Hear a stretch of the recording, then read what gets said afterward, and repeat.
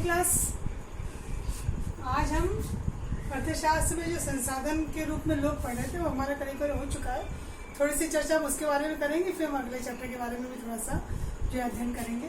तो हमने पिछले चैप्टर में जो बच्चों पढ़ा था कि आर्थिक क्रियाकलाप कौन कौन से हैं, संसाधन के रूप में मानव पूंजी को क्यों श्रेष्ठ माना गया है। और आपको तो समझ में आ गया होगा कि मानव पूंजी जो अन्य भौतिक पूंजी से मानव जो है श्रेष्ठ है, क्योंकि वो इन सबका उपयोग करता है तो एक मानव पूंजी के रूप में काम आता है। और मानव पूंजी में उसकी जो है शिक्षा, स्वास्थ्य, इनका योगदान है। इसके लिए आपने दो उदाहरण देखे थे सकल और विलास के, कि किस तरह से एक परिवार में शिक्षा का अभाव है तो वो शिक्षा से वंचित रह जाते हैं, तो उनका जीवन स्तर जो है वो अच्छा नहीं हो पाता है और वो जो अभाव में जीते हैं। और जहाँ पर एक दुष्चक्र स्थापित हो जाता है तो वो अपने जो है कम वेतन में, कम सुविधाओं में उनको जो है जीना पड़ता है, क्योंकि उनके पास सुविधाएं नहीं हो पाती, क्योंकि वो शिक्षित नहीं हो पाते हैं। तो वो अपने शिक्षित होने का अगर होते तो लाभ उठा सकते थे। वही एक दूसरा परिवार है जो शिक्षा के महत्व को समझता है और उन्होंने अपने बच्चे को व्यवसायिक शिक्षा दिलाई, जिसका लाभ उसी को प्रतिफल के रूप में मिलता है। उसको समाज में एक अच्छा स्थान मिलता है, देश की तरक्की में उसका योगदान होता है, विकास में उसका योगदान होता है,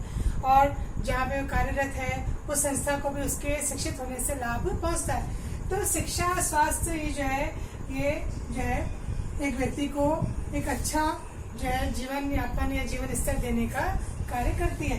तो ये जो तीन क्षेत्रक है, प्राथमिक, द्वितीय, तृतीयक, उनके जरिए जो है लोग आर्थिक क्रियाकलापों में होते हैं। फिर हमने एक पोर्शन देखा था कि इससे शिक्षा से नए विकास के द्वार खुलते हैं, नई आकांक्षाएं होती हैं, ठीक है, नए मूल्य मिलते हैं, राष्ट्र की, समाज की आर्थिक सांस्कृतिक वृद्धि होती है, प्रशासनिक कार्य क्षमता में वृद्धि आती है, क्योंकि व्यक्ति दक्ष, अगर उसमें दक्षता आती है तो वो कोई भी कार्य जो है आसानी से कर सकता है।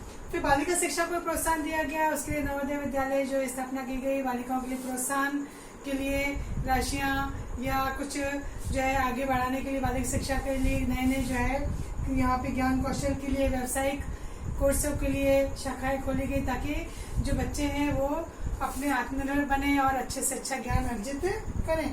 शिक्षा पर व्यय किया है सरकार ने, पंचवर्षीय योजनाओं में इसका असर दिखाई दिया।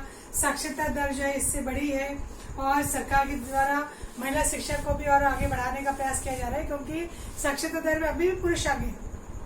केरल में हम जरूर मान सकते हैं कि वहाँ साक्षरता दर जो है महिलाओं के अधिक है, और वैसे हम देखें तो बिहार में साक्षरता दर जो है वो काफी कम है। तो इनमें भी बहुत अंतर जो है वो पाया जाता है गाँव में और शहर में। फिर हम थोड़ा सा क्वेश्चन बेरोजगारी का देखा था कि बेरोजगारी वो स्थिति है जब व्यक्ति समर्थ है पर उसके पास रोजगार नहीं है, तो वो बेरोजगार और उसकी स्थिति जो हो जाती है बेरोजगारी। और बेरोजगारी भी कई प्रकार की देखी थी हमने, मौसमी बेरोजगारी, छिपी बेरोजगारी, शिक्षित बेरोजगारी, ठीक है, इसके अलावा अन्य बेरोजगारी के प्रकार चक्री बेरोजगारी, दर्शनात्मक बेरोजगारी, इन सबको, तकनीकी बेरोजगारी, इन सब का हमने अध्ययन किया था। और फिर बेरोजगारी से हानियाँ क्या होती है, व्यक्ति निराश हो जाता है, हताशा में हो जाता है, मानसिक अवसाद उसको हो जाता है, उसका किसी कार्य को करने में मन नहीं लगता है, वो कोई योगदान नहीं दे सकता, ठीक है। उसके लिए ये बेरोजगारी जो एक निराशा का वातावरण जो उपस्थित कर देती है, उसमें अपने आप के लिए जो है एक जिसको कहते हैं ना कॉन्फिडेंस, आत्मविश्वास की कमी हो जाती है, वो अपने आसपास एक असुरक्षा का माहौल तैयार कर लेता है, वो किसी से जो है संपर्क करना नहीं चाहता, एक अवसाद की स्थिति में वो रह जाता है। तो बेरोजगारी से स्वयं उसकी, व्यक्ति की, समाज की, राष्ट्र की, सबकी जो है हानि होती है। तो इसी कड़ी में हम आगे देखते हैं बच्चों, पार्ट 3 में निर्धनता के बारे में बताया गया। हम निर्धनता से क्या सोचते हैं, हम किसको कहते हैं निर्धन? तो हम अपने आसपास अगर नजर डालें तो हम बहुत से ऐसे लोगों को देखते हैं, किसी को भीख मांगते हुए देख रहे हैं, किसी को कचरा बीनते हुए देख रहे हैं, किसी को जो है बहुत छोटे मोटे कार्य में हम देख रहे हैं, या कहीं हम देखते हैं ऐसे फटे कपड़े पहने हुए कोई बच्चे गुजर रहे हैं या कोई ऐसा परिवार जा रहा है, तो हम उनको देख करके कहते हैं ये निर्धन परिवार है, इनकी सारी आवश्यकताओं की पूर्ति नहीं हो पा रही। तो यहाँ पे दो उदाहरण दिए निर्धनता के, ठीक है, और ये निर्धनता को नापा भी गया, एक तो सामान्य निर्धनता और एक वैज्ञानिकों ने जो निर्धनता के मापक निकाले। तो अभी हम जिस पे चर्चा कर रहे थे तो सामान्य निर्धनता, कि हम एक सामान्य किसी को देख करके धारणा बना लेते हैं कि हाँ इसकी स्थिति अच्छी नहीं लग रही है तो ये क्या होगा, ये गरीब होगा, निर्धन होगा। तो यहाँ पर दो इन्होंने उदाहरण दिए, एक ग्रामीण और एक नगरीय। तो हम पहले बात करते हैं नगर की। तो झारखंड में एक व्यक्ति का यहाँ पे जिक्र है, उसका नाम है रामचरण जो है वो एक आटा मिल में काम करता है और उसको यहाँ पर महीने के 1500 रुपए मिलते हैं, पर इसका परिवार बड़ा है, 4 बच्चे हैं इसके, पत्नी है, माता पिता हैं, ठीक है, जो जिनको उसको संभालना पड़ता है। तो ये राशि इसके लिए पूरी नहीं पड़ती है कि अपने बच्चों का भरण पोषण कर सके या उनको पढ़ाने के लिए भेज सके। उसके दैनिक जीवन के आटा दाल की जो है पूर्ति नहीं हो पाती है, तो आगे तो इसके लिए कुछ सोच ही नहीं सकता है। वो परिवार का पोषण कैसे करे, उसका खुद का कोई ऐसा पक्का घर नहीं है, झोपड़ी है जो है, जैसा अपन देखते हैं ना छोटे मोटे ईंट वीट से या कपड़े लगा करके जो है रास्ता बना लिया जाता है आवास, तो ऐसे वो आवास में रहता है। इसके माता पिता जो है वो बेचारे बीमार रहते हैं, पर वो माता पिता ये इसके ऊपर, रामचरण के ऊपर और इसके भाई के ऊपर जो है निर्भर है। तो यही जो है इनको संभालते हैं, पर इनका पोषण सही प्रकार से नहीं हो पाता है। इनकी चिकित्सा के लिए उसके पास पैसे नहीं, वो बीमार रहते हैं, कोई योगदान नहीं दे पाते हैं। इसकी पत्नी जो है वो कहीं आसपास जो है काम कर करके घरों में और 800 रुपये जो है कमाती है। इसका जो बड़ा बेटा है वो किसी चाय की दुकान में एक असिस्टेंट के रूप में चाय वाय देने का काम करता है, तो 300-400 रुपये उसको वहां से मिल जाते हैं, ठीक है। पर ये कोई भी शिक्षित नहीं, क्योंकि इनके पास शिक्षा देने का साधन ही नहीं है। इनके लिए सामान्य जीवन जीना ही बहुत बड़ी बात है। इनके पाँव में जूते भी नहीं, मतलब जूते भी इनके लिए महंगी चीज है। तो आप इससे अंदाजा लगा लो कि और चीजों की तो कल्पना ही नहीं कर सकते, तो पढ़ाना तो बहुत दूर की बात है। तो इनका एक सामान्य जीवन जो है केवल एक आटा और दाल रोटी चल जाए, उसी के जुगाड़ में इनका पूरा जीवन जो है जा रहा है, और ये अपने अतिरिक्त कमाई की तो सोच ही नहीं सकते। तो ये तो एक शहर की बात है, सोचिए। तो गांव में इन्होंने उत्तर प्रदेश के एक शहर मेरठ का जिक्र किया। इसमें एक लखा सिंह नाम के व्यक्ति का है जो भूमिहीन है, उसका कोई नियमित कार्य नहीं है, उसको कोई कार्य ऐसा नहीं है जो मिलता है। कहीं कभी कभार ये छोटे मोटे कोई कार्य कर लेता है, तो रोजाना किसको 50 रुपए मिल जाते हैं। अब 50 रुपए में इतनी बड़ी फैमिली को कैसे संभाले, क्योंकि इसके परिवार में 8 सदस्य हैं। बाकी सदस्य जो है खेतों में काम करते हैं, महिलाएं भी खेतों में काम करती हैं।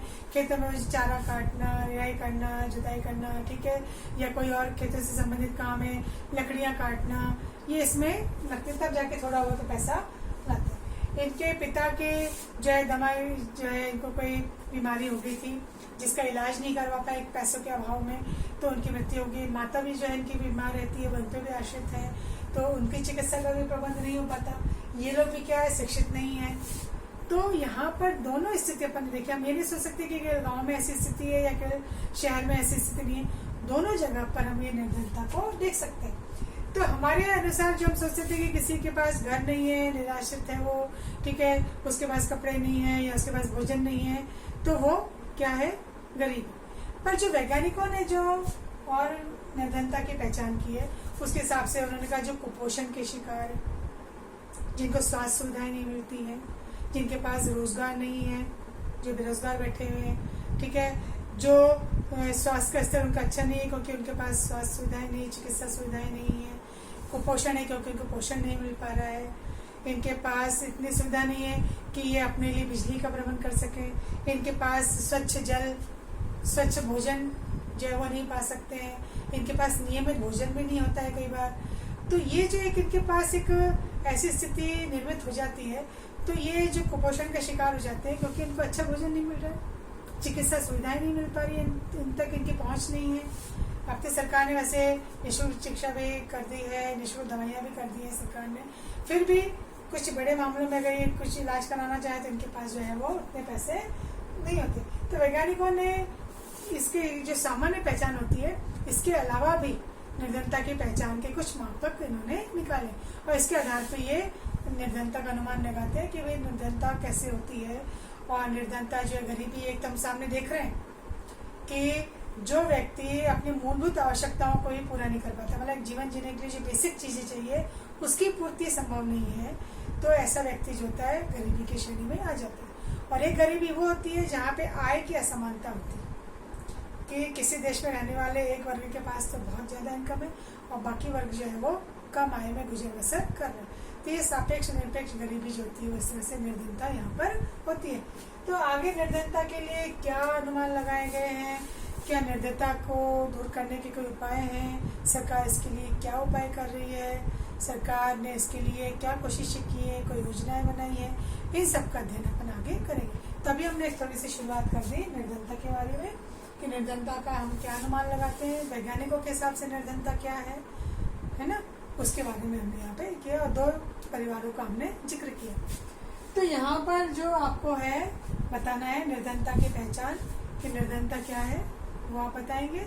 और ये जो 2 उदाहरण है इनको आपको पढ़ना है और दोनों परिवार की नगरीय और शहरी, नगरीय और ग्रामीण जो है इन दोनों की परिवार की स्थिति का आपको थोड़ा सा आंकलन करना है, उसके कुछ पॉइंट्स बनाने, तो ताकि आपको एक अंदाजा हो जाए कि शहरी और ग्रामीण दोनों गरीबी में क्या हम देख रहे हैं समानता और क्या हम अंतर देख रहे हैं।